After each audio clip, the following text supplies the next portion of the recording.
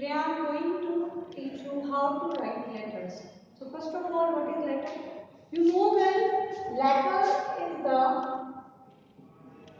cheapest means of communication. सबसे सस्ता and very strong and traditional means of communication. कि जो feelings हम whether express नहीं कर पाते हैं सामने फ्रंट पे, हम उनको लिखकर अपने लेटर के थ्रू दे सकते हैं. Moreover, it is required when you are complaining against the authority so that you can get the receiving. कि suppose आपने कई बार अपनी मीटर की जो कि आपका इलेक्ट्रिसिटी बार बार जा रही है या जो भी आपकी इलेक्ट्रिसिटी फेलियर की कोई भी प्रॉब्लम आपके सामने आ रही है और आप कंसिस्टेंटली उनको बोले जा रहे हो ठीक नहीं कर रहे हो, तो उस केस में आप एप्लीकेशन लिखते हैं, उनकी रिसीविंग लेते हैं, तो उससे वो काम जल्दी करते हैं. रीज़न ये होता है कि एक उनको पता होता है कि आगे जो फॉर्मल वे है किसी भी प्रोसीजर को आगे करने का, उसमें लेटर राइटिंग की बहुत ज़्यादा इम्पोर्टेंट होता है. तो चलिए हम लेटर राइटिंग के बारे में.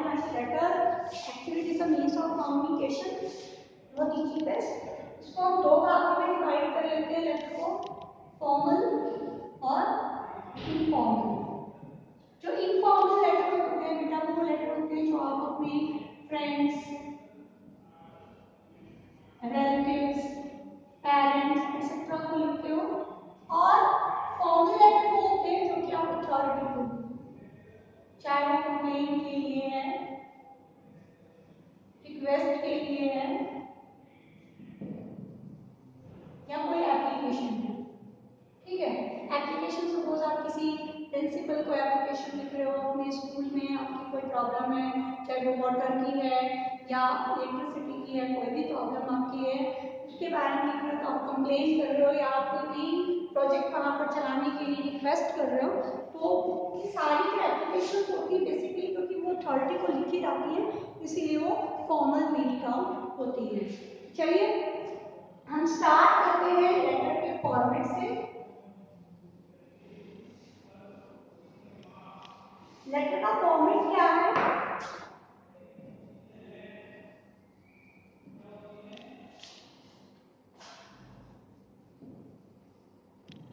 सबसे पहली बात कि लेफ्ट साइड में ही आपको लिखना स्टार्ट करना है और टॉप पे आप लिखते हो सेल्फ एड्रेस. ठीक है, और सेल्फ एड्रेस में क्या क्या होता है? हाउस नंबर होता है, स्ट्रीट होता है, आपकी जो कॉलोनी है या आपकी सिटी है, स्टेट है, पिन कोड है, सब मेंशन है. ठीक है, अब आप उसमें ये लिखेंगे कि हाउस नंबर बेस, ऐसे नहीं लिखना होगा आपको. Simply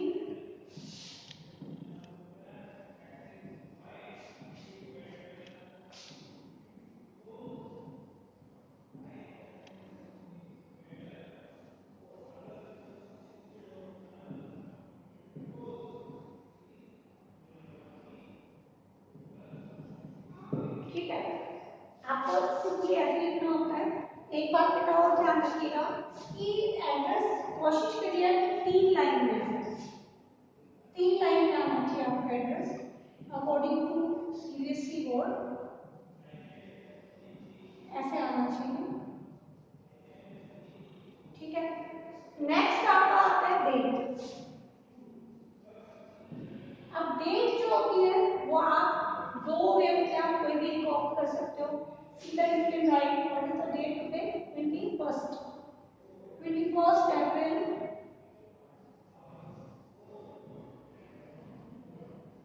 2020 or April 21 2020. आप इन दोनों में से कोई भी यूज कर सकते हैं. ठीक है, उसके बाद एड्रेस ऑफ एड्रेसिंग और रिसीवर्स एड्रेस. रिसीवर का एड्रेस देखिए, अगर आप कोई फॉर्मल लेटर लिख रहे हैं तो आप किसी बिल्डिंग को नहीं लिख रहे हैं, तो उसके लिए जो डेजिग्नेशन है जिसको आपने एड्रेस करना है, एड्रेसिंग, उसका डेजिग्नेशन होता है. प्रिंसिपल है या वो एडिटर है या वो कोई का चेयरमैन है, वो होता है. फिर उस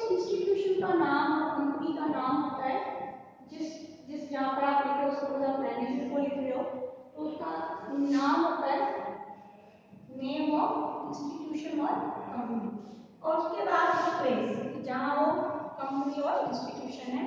for example the principal Mohan public school,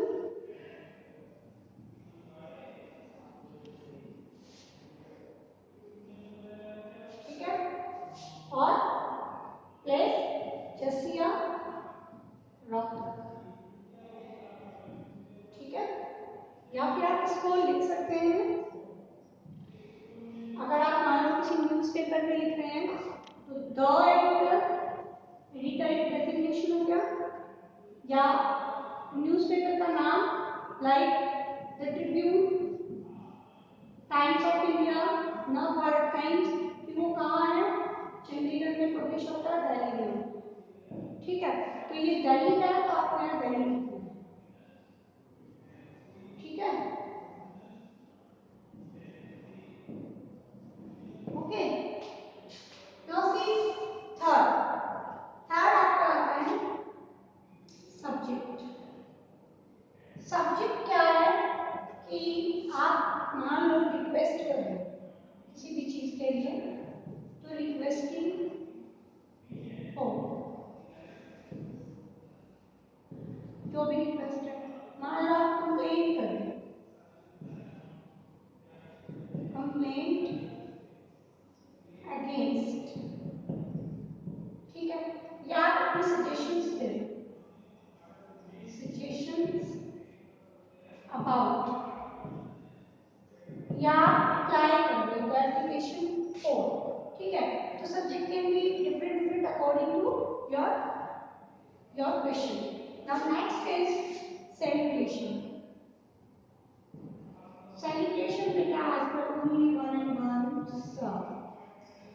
अगर आप जानते हैं कि कौन है, लाइक आपको अपने प्रिंसिपल का पता है तो आप मैडम लिख सकते हैं, अदरवाइज ओनली सर। आपको रिस्पेक्टेड लगाने की जरूरत नहीं है, क्योंकि सर और मैडम ये अपने आप में वर्ड्स वो हैं जो कि फुल ऑफ रिस्पेक्ट है, तो आपको यहाँ पर रिस्पेक्टेड सर वो नहीं लिखने की जरूरत है। नेक्स्ट है सेलिब्रेशन के बाद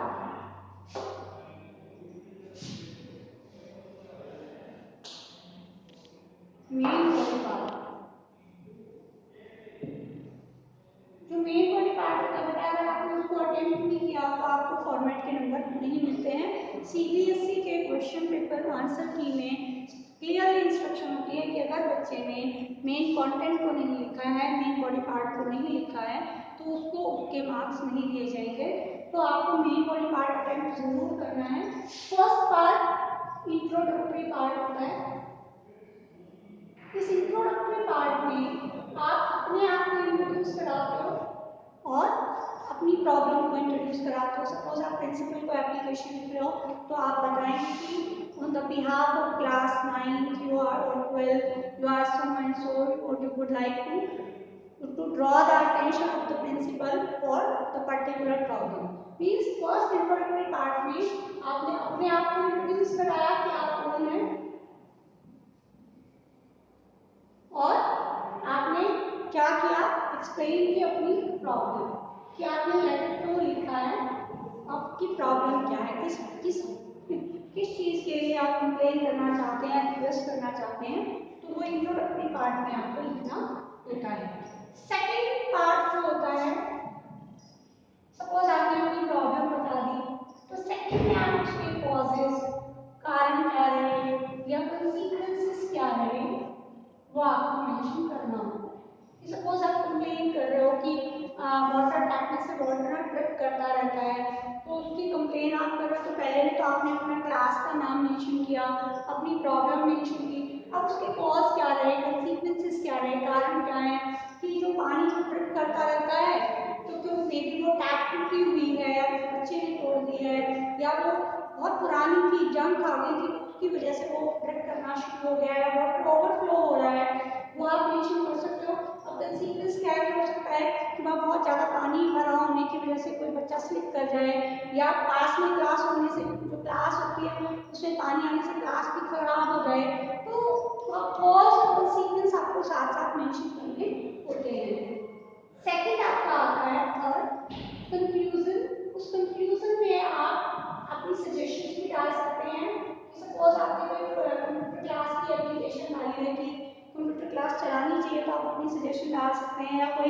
करियर काउंसलिंग की वर्कशॉप अरेंज करनी चाहिए। तो लास्ट वाले में आप अपनी सजेशंस जो है डाल सकते हैं। तो उसके बाद आपका आता है मेन बॉडी पार्ट के पार्ट्स थे। इसके बाद क्लोजिंग ऑफ द लेटर कि लेटर को आपने क्लोज किया, ये भी डिफरेंट होती है। मैं एडिटर का लेटर अभी आपसे डिस्कस कर दूंगी तो उससे आपको क्लियर हो जाएगा। इसके बाद आपका आता है सब्सक्रिप्शन। सब्सक्रिप्शन में आप अपना सिग्नेचर करते हैं और अपना नाम कंप्लीट विद डेजिग्नेशन, जो भी आपका डेजिग्नेशन, आप क्लास मॉनिटर हैं या आप किसी सोसाइटी के प्रेसिडेंट हैं, सेक्रेटरी हैं, तो वहाँ पर अपना साइन, नेम इन कैपिटल और designation. This is the format of the letter. Now how to write letter, I will give you with question. I am just going to discuss with you.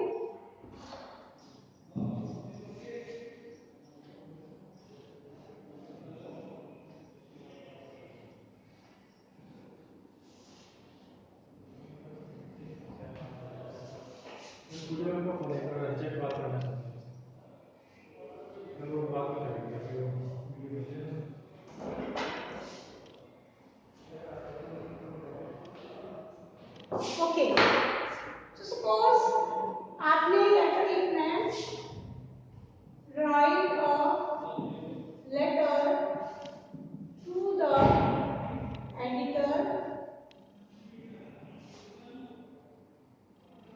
showing your concern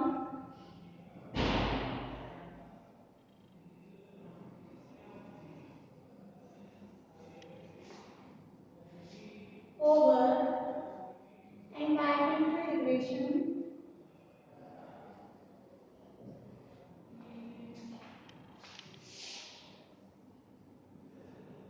और हो सकता है pollution etcetera. ठीक है, तो सबसे पहले question मैंने आपको दिखाई है, स्पेस ही रहेगा। मैं आपको थोड़ा सा क्लियर हो गया आपको कि लेटर लिखना है इसलिए एडिटर को अपनी कंसर्न शो करते हुए। तो सबसे पहले सेल्फ एड्रेस आपका, क्योंकि इंडिविजुअल लेटर है तो आपका सेल्फ एड्रेस होगा यहाँ पर।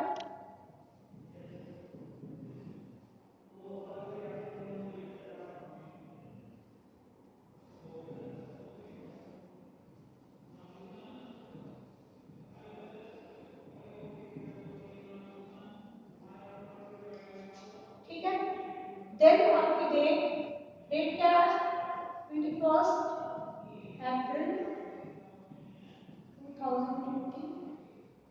देन एड्रेस ऑफ एडिटर, क्योंकि मैंने कहा write a letter to the editor. अब पेपर में कई बार क्या होता है, क्वेश्चन आता है write a letter to the local daily newspaper और नेशनल डेली न्यूज़पेपर। तो बच्चा क्या करता है, यहाँ पर लिख देता है लोकल डेली न्यूज़पेपर या नेशनल डेली, नहीं, लोकल डेली न्यूज़पेपर जो लोकली पब्लिश होता है, लाइक हमारे यहाँ भास्कर होता है और दैनिक जागरण होता है। नेशनल डेली न्यूज़पेपर यानी कि जो न्यूज़पेपर नेशनल लेवल पे प्रिंट होता है। अब इंग्लिश की बात करें तो द टाइम्स ऑफ इंडिया है, नवभारत टाइम्स है, या द हिंदू है, द ट्रिब्यून है। तो क्वेश्चन में मेंशन होता है, नहीं होता है तो आप अपने अकॉर्डिंग यहाँ पर यूज कर सकते हैं। The editor, the times of India,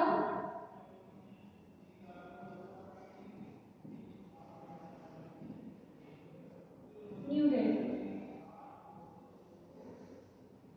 ठीक है, नाउ सब्जेक्ट। अब सब्जेक्ट क्या है, concern over environmental pollution,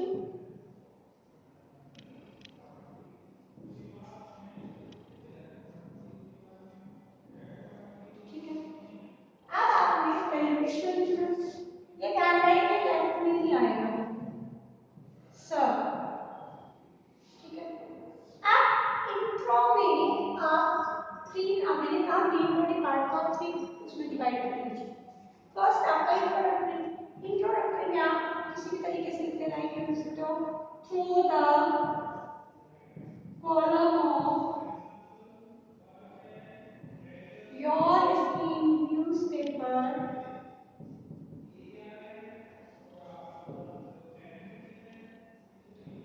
I would like to, I अपने आप को इंट्रोड्यूस करो, जो भी है, सेक्रेटरी हो या प्रेसिडेंट हो, किसी स्टेट कोई भी हो, I dash wish to throw light, और हाईलाइट क्या बोल सकते हो, और जो भी इशू है, अगर वो दिन प्रतिदिन बढ़ता जा रहा है, you can write that is increasing day by day, और ये भी लिख सकते हो कि being a threat to the country, to the society, ये आप डाल सकते हो। अब फर्स्ट में आपने अपने आप को अपनी प्रॉब्लम को इंट्रोड्यूस कराया, सेकंड में आप कॉजेज लिखेंगे, यहाँ पे लिखना नहीं कॉज, अब वो कॉज क्या क्या हो सकते हैं। देखिए कई बार ये होता है कि कॉज बड़ी कॉमन होते हैं, लाइक ओवर पॉपुलेशन, ये जो पॉपुलेशन का बढ़ना है ये बहुत ही रूट कॉज है ये, और पॉवर्टी, पॉपुलेशन है, इग्नोरेंस है, इलिटरेसी है, और इन सब पॉइंट्स को आप एसोसिएट बड़ी आसानी से कर सकते हो किसी भी सोशल इशू में या नेशनल इशू में, क्योंकि अगर पॉपुलेशन बढ़ रही है तो ऑफ कोर्स ह्यूमन एक्टिविटी भी बढ़ रही है, ह्यूमन एक्टिविटी बढ़ती जा रही है, तो इसका सीधा सीधा मतलब ये है कि जितनी भी हमारी लाइफ एनवायरनमेंट है वो प्रभावित हो रहा है, क्योंकि अगर इंडस्ट्री पॉपुलेशन बढ़ी तो इंडस्ट्री ज़्यादा सेटअप हुई, इंडस्ट्री सेटअप हुई तो ह्यूमन एक्टिविटीज की वजह से जो पॉल्यूशन है वो बढ़ता चला गया, चाहे वो एयर पॉल्यूशन है, नॉइज पॉल्यूशन है, वाटर पॉल्यूशन है, हर तरीके से जो है वो पॉल्यूशन बढ़ता चला गया। ठीक है, तो आप पॉपुलेशन को, पॉवर्टी, गरीबी, क्योंकि अगर if people are poor they are unable to think about the hygiene and about the protection of the environment, क्योंकि first of all they must fulfill their basic need, if they are hungry means empty stomach they cannot think about the welfare of the society or welfare of the nation। ठीक है, तो सबसे बड़ा काम तो ये भी हो गया, ये भी रूट कॉज है कि अगर लोग गरीब हैं तो वो सोच ही नहीं पाएंगे समाज के बारे में या देश के बारे में, क्योंकि सबसे पहले तो उनको अपने बारे में सोचना है, they must arrange their two square meal. Illiteracy, हम मान लिया पॉवर्टी बिल्कुल नहीं है लेकिन इलिटरेट है person, illiteracy doesn't mean only कि वो अनपढ़ ही है, अनपढ़ इन द सेंस पढ़े लिखे होने के बावजूद अगर वो उन चीज़ों को इम्प्लीमेंट नहीं कर रहा है, कि वो डस्टबिन यूज नहीं कर रहा है, या वो चीज़ों को फैला देता है, या वो पेड़ों को काट रहा है, एनवायरनमेंट को डिग्रेड करने में वो कंप्लीटली कंट्रीब्यूट कर रहा है, उसको प्रोटेक्ट नहीं कर रहा है, तो वो भी एक तरीके की अज्ञानता ही है। तो ये जो 3-4 चीजें हैं अनएम्प्लॉयमेंट में आप इसमें डाल सकते हो, ये ना रूट कॉज है। ठीक है, ये रूट कॉज है सबके, पॉपुलेशन है, पॉवर्टी है, एजुकेशन है, अनएम्प्लॉयमेंट है, ये सारे ना रूट कॉज है किसी भी सोशल और नेशनल प्रॉब्लम के, चाहे वो करप्शन है, चाहे वो ग्लोबल वार्मिंग है, चाहे एनवायरमेंटल पॉल्यूशन है। तो इन चारों को आप बड़े आसानी से जो है अपने कॉज में और कंसीक्वेंसेस में ऐड कर सकते हो। ठीक है, अब उसके बाद कॉज और कंसीक्वेंसेस के बाद आपको आता है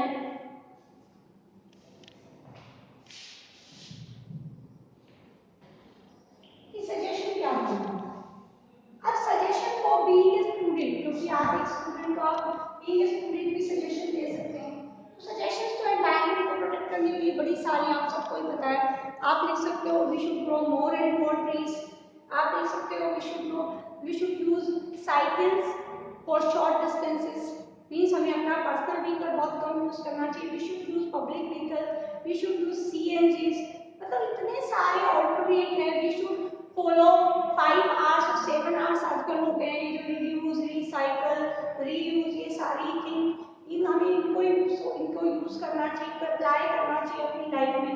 ठीक है, तो आप कितने ही ढेर सारे एग्जाम्पल इसमें दे सकते हैं, और अगर कोई सोशल और नेशनल इशू है तो एक बहुत बढ़िया तरीके से आप पेंटिंग कर सकते हैं that the problem can not be eliminated, problem can not be uprooted, eradicated, eliminated, आप कुछ भी इसमें लिख सकते हैं।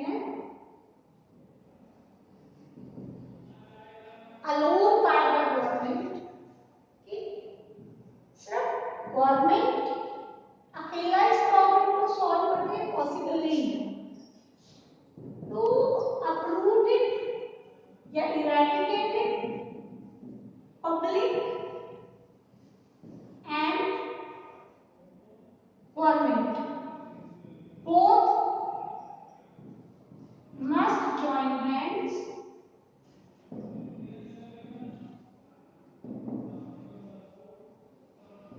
Otherwise, our country, reputation of our country,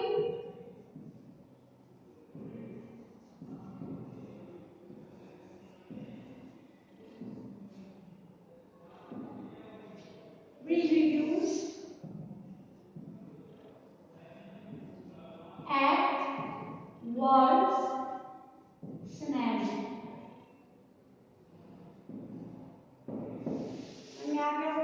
कि इसको आप यूज कर सकते हैं अपनी किसी भी नेशनल इशू के लिए, किसी भी आप अपने सोशल इशू के लिए, जो कि जिसमें गवर्नमेंट और पब्लिक दोनों के काम करने से ही किसी समस्या का समाधान हो सकता है।